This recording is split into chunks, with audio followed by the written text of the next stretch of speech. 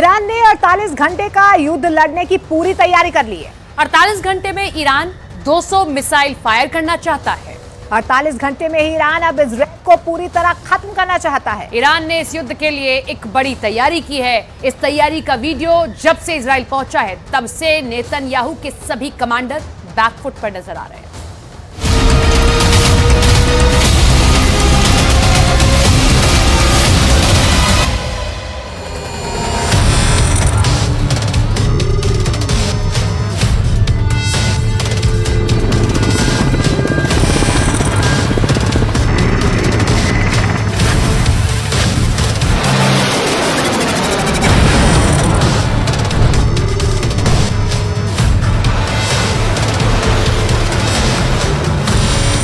Iran ने फैसला कर दिया है। ईरान ने ताकत की नुमाइश शुरू कर दी है।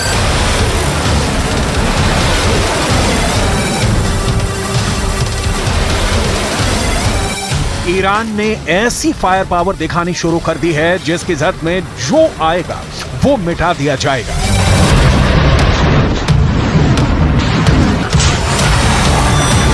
ईरान बताना चाहता है कि इजराइल से वो टक्कर लेने के लिए तैयार है, लेकिन क्या वाकई ऐसा है कि ईरान अब इजराइल से युद्ध करना चाहता है? क्योंकि गाजा से युद्ध निकलकर बाहर फैला तो खतरा तीसरे विश्व युद्ध का जताया जा रहा है, जिसकी आग में पूरी दुनिया जलेगी।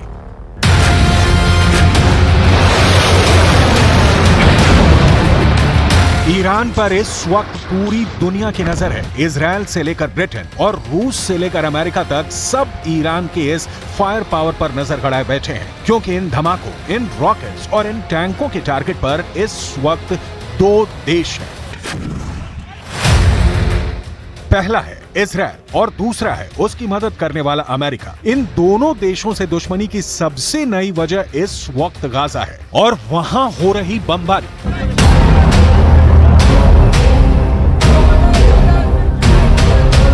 गाजा में इजराइल की बमबारी की वजह से 8000 से ज्यादा लोग मारे जा चुके हैं। कब्रिस्तान नहीं बचे हैं। लोगों को एक साथ दफनाया जा रहा है। गाजा की हजारों इमारतें इजराइल के बम से तबाह हो चुकी हैं।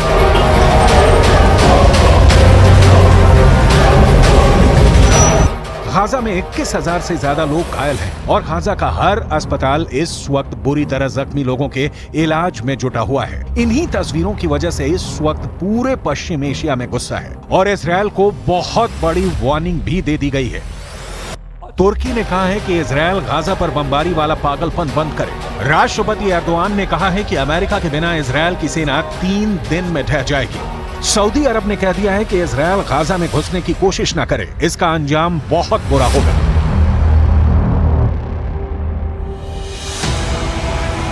ईरान की तरफ से सबसे सख्त बात कही गई है। राष्ट्रपति रईसी ने ऐलान कर दिया है कि इजराइल की हुकूमत गिरने वाली है। कुल मिलाकर एक बात साफ है कि इजराइल गाजा पर नॉन स्टॉप बमबारी की वजह से पूरे पश्चिम एशिया में घिर चुका है। ईरान और सऊदी अरब की तरफ से तल्ख बातों के बाद अब तुर्की भी इजराइल के खिलाफ उतर चुका है। सवाल है कि क्या ये तीनों देश इजराइल के खिलाफ एक्शन को लेकर वाकई गंभीर हैं या फिर ये सिर्फ एक गीदड़ भभकी है?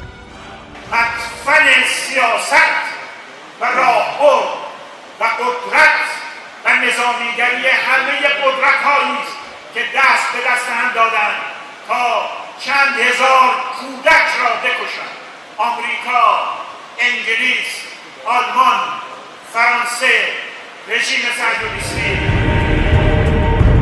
ईरान ने इजराइल और अमेरिका दोनों को डराने के लिए एक बहुत बड़ा युद्धाभ्यास किया है। इस युद्धाभ्यास में ईरान की सेना ने 200 हेलीकॉप्टर का इस्तेमाल किया है। ईरान की IRGC यानी इस्लामिक रिवॉल्यूशनरी गार्ड्स कोर के कमांडो ने इस्फहान के पास अपनी पूरी ताकत दिखाई है। इतने हेलीकॉप्टर एक साथ लॉन्च करने का मतलब युद्ध ही होता है। इसमें ईरान के कोबरा हेलीकॉप्टर भी शामिल हुए, यानी मैसेज साफ है। ईरान बताना चाहता है कि अपनी तरफ बढ़ती सेनाओं के खिलाफ कमांडो ऑपरेशन शुरू करेगा। 200 हेलीकॉप्टर के साथ ईरान अपनी क्विक रिएक्शन फोर्स का प्रदर्शन कर रहा है, क्योंकि अब नए जमाने की युद्ध में तेजी से हुई कार्रवाई ही निर्णायक साबित होती है।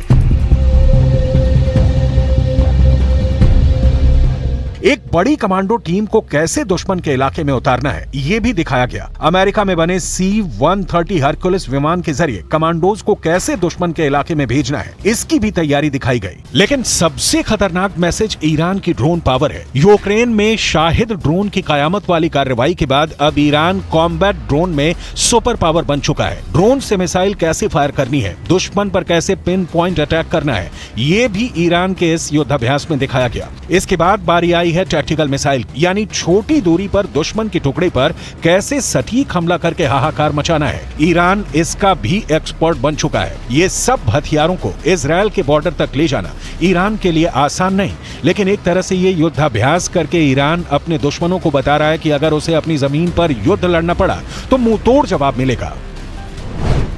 वैसे ईरान बार बार कह चुका है कि गाजा में इजराइल का ग्राउंड ऑपरेशन हुआ तो इसका मतलब युद्ध होगा और तब उसे रोकने वाली कोई ताकत नहीं बचेगी।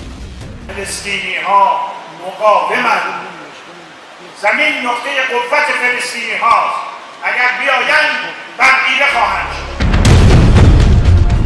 ईरान के तेवर देखकर नेतन्याहू की तरफ से एक ऐसा बयान आया है जिसकी पूरी दुनिया में चर्चा हो रही है। नेतन्याहू ने कहा है कि 7 अक्टूबर को हुए हमास के हमले के पीछे ईरान है। इस बारे में वो पुख्ता तौर पर नहीं कह सकते। देखा जाए तो एक तरह से नेतन्याहू ने ईरान को क्लीन चिट दे दी है। איראן תומכת בחמאס. אני חושב שזה 90% בערך מהתקציב הצבאי של חמאס בא מאיראן. היא מממנת, היא מארגנת, היא מנחה, היא מדריכה. אני לא יכול להגיד לך בהכרח שבפעולה הספציפית הזאת, ברגע הספציפית הזה, הם היו שותפים למיקרו-תכנון. אבל זה שהם מגבים את מכונת המלחמה של החמאס, הם מקיימים אותה. בלי הפיגומים האלה אין חמאס, כמו שאין חיזבאללה. सवाल ये भी उठता है कि ईरान से युद्ध को लेकर क्या इजराइल बैकफुट पर आ चुका है और वो ईरान से ये भी कहना चाहता है कि वो भी गाजा से दूर रहे।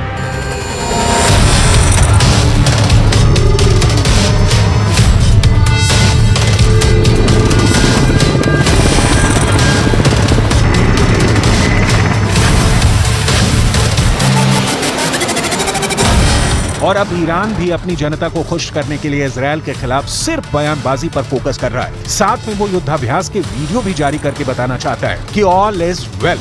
ऐसे में सवाल है कि जब ईरान के लिए ये हथियार इजराइल के बॉर्डर तक पहुंचाना आसान नहीं तो फिर गाजा को कौन बचाएगा।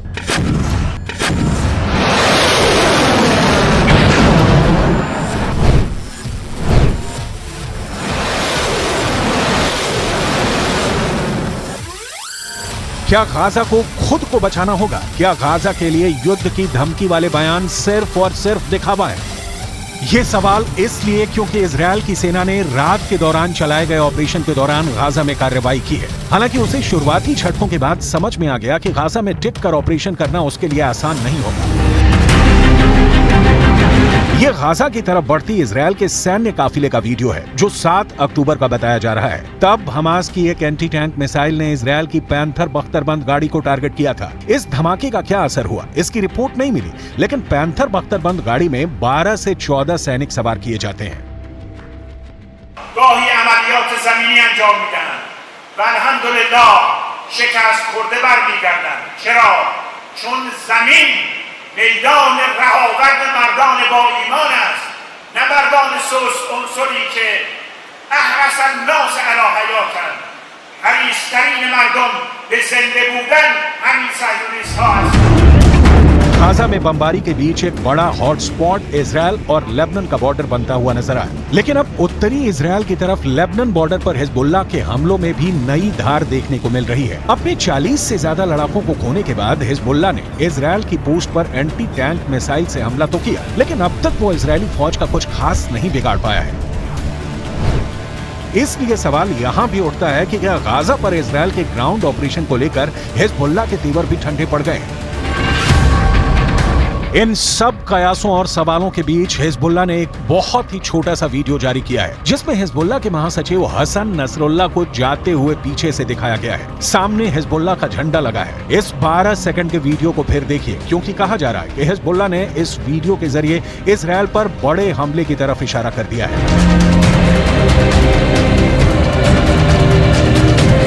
ईरान भी अपनी तैयारी पूरी रखना चाहता है। ईरान ने युद्धाभ्यास में अपने तोपखाने की ताकत भी दिखाई है। ये है ईरान की चलती फिरती तोप, नाम है राद 2। ईरान की ये तोप 155 मिलीमीटर का गोला फायर करती है। देखिए कैसे टारगेट को लेकर तैयारी की गई और फिर जब इस तोप ने गोला दागा तो वो कितनी सटीक जगह जाकर गिरा। ईरान की ये तस्वीरें इजरायल को डराने के लिए है।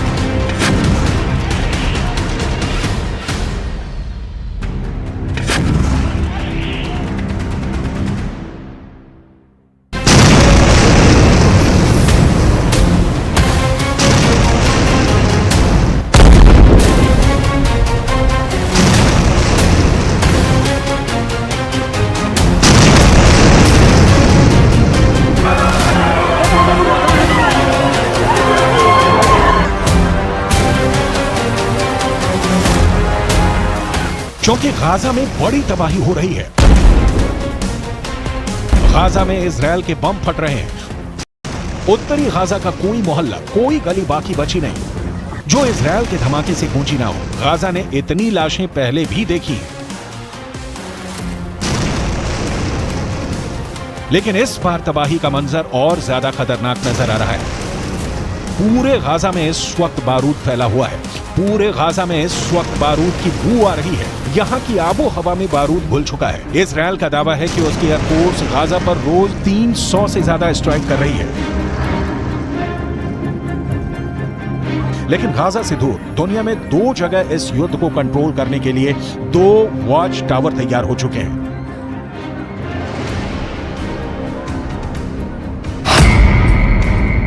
एक है भूमध्य सागर, जहां अमेरिका ने समुद्री बेड़े तैयार कर दिए हैं, तो दूसरा है फारस की खाड़ी, जहां चीन ने अपने 6 जंगी जहाज तैनात कर दिए हैं। एक तरफ अमेरिका इजरायल को बचाने पहुंच गया है, तो दूसरी तरफ चीन की तैनाती बताती है कि उसने ईरान को सुरक्षित रखने के लिए अपनी मसल पावर दिखानी शुरू कर दी है। चीन की नौसेना अभी तक दक्षिण चीन सागर में अपनी ताकत दिखाती आई है, लेकिन इस बार फारस की खाड़ी में चीन के 6 जंगी जहाजों का पहुंचना बताता है कि गाजा और फिलिस्तीन का युद्ध अब दुनिया की सबसे बड़ी टक्कर में बदल सकता है। चीन की मौजूदगी भी ईरान का हौसला बढ़ा रही है।